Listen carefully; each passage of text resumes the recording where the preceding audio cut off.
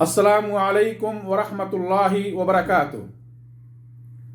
अल्हम्दुलिल्लाहि Kaffa व सलामुन अला इबादिहिल्लज़ीना इस्तफ़ा अम्मा बाद। बिरादरान इस्लाम, अगर आप फितनों के असबाब का जायज़ा लें तो फितनों की नौइयत के मुताबिक अलग अलग असबाब मिलेंगे।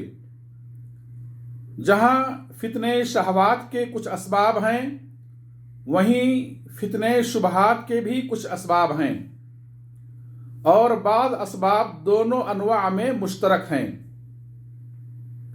दूसरी अहम बात यह है कि फितने में पड़ने के लिए फितनों के सारे असबाब का पाया जाना जरूरी नहीं। बंदा किसी एक सबब से फितने में पड़ सकता है, और ये भी मुमकिन है कि एक बंदा किसी सबब से फितने में मुब्तला हुआ और दूसरा बंदा उसी फितने में किसी और सबब से मुब्तला हो गया। अलगरद दलाइल का मुताला करने और मुआशरे का जायजा लेने के बाद आपके सामने इंतहाई इख्तिसार के साथ चंद असबाब का तज़किरा किया जाएगा। मोहतरम भाइयों, दीन में शुबहात के फितनों का बुनियादी सबब सहीह मनहज से दूरी है। दीन पर चलने का अलग अलग तरीका गढ़ लिया गया है।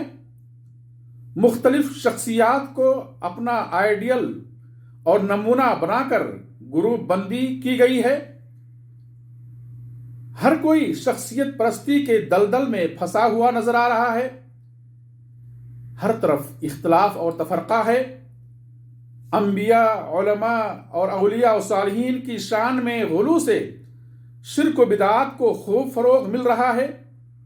लोगों का हाल यह है कि किताबुल्लाह और सुन्नत रसूल की दलील वाज़े हो जाने के बावजूद गुमराही के दलदल से नहीं निकल पा रहे हैं, बल्कि तहरीफ मानवी और इनकार सुन्नत का इर्तिकाब कर रहे हैं। वलियादु बिल्लाह। अल्लाह फरमाता है, फलयहज़रिल्लज़ीना युखालिफूना अन अम्रिही अन तुसीबहुम फितनह औ युसीबहुम अज़ाबुन अलीम। कि हुक्म रसूल की खिलाफ वर्जी करने वाले फितनों में पड़ने और अजाब में मुब्तला होने से डरें।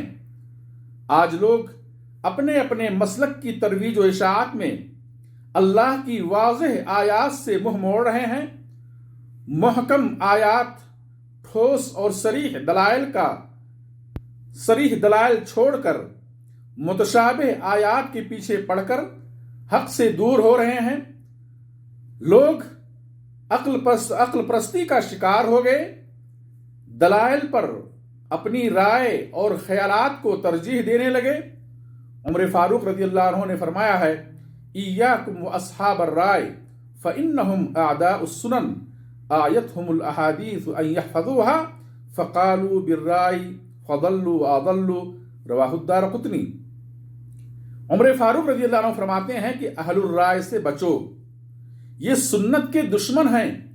हदीसों ने इन्हें याद करने से आजिज रखा तो वो राय बयान करके खुद गुमराह हुए और दूसरों को गुमराह किए। मालूम हुआ कि राय को शरीयत से आगे बढ़ाना हर फितने की जड़ है। इसी तरह से जिहालत, कम इल्मी और बसीरत का फुकदान भी शुबहात के फितनों का एक बड़ा सबब है।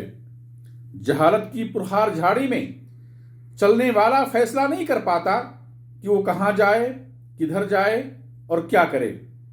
बंदा शुकूक व शुबहात के बंधन में इस तरह कैद हो जाता है कि वो हक व बातिल के दरमियान तमीज और फर्क नहीं कर पाता।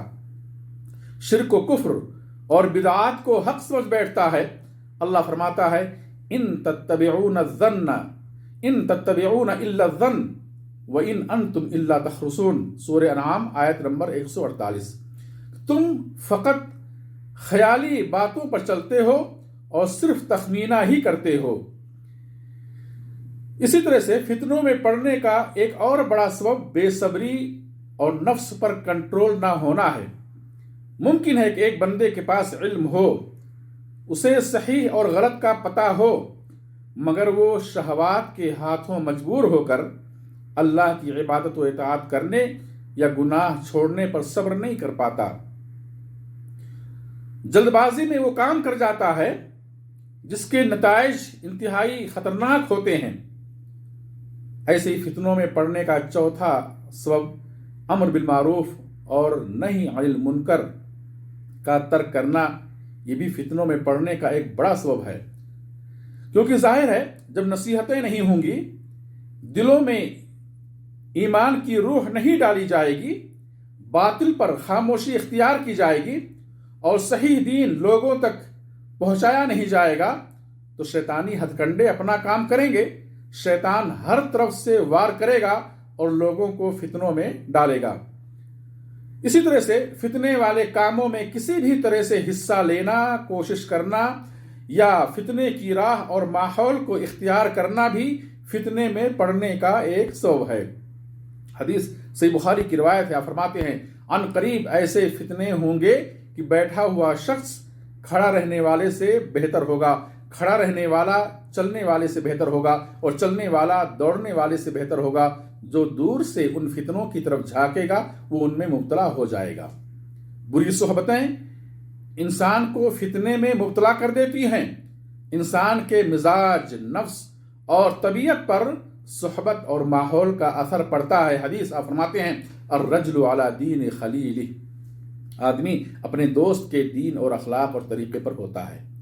اسی طرح سے افواہوں پر کان دھرنا، ہر سنی ہوئی بات کو سچ مان لینا اور اس پر ایکشن لینا یا اس کے خلاف زبان کھولنا، یہ بھی فتنے کا ایک بڑا دروازہ ہے۔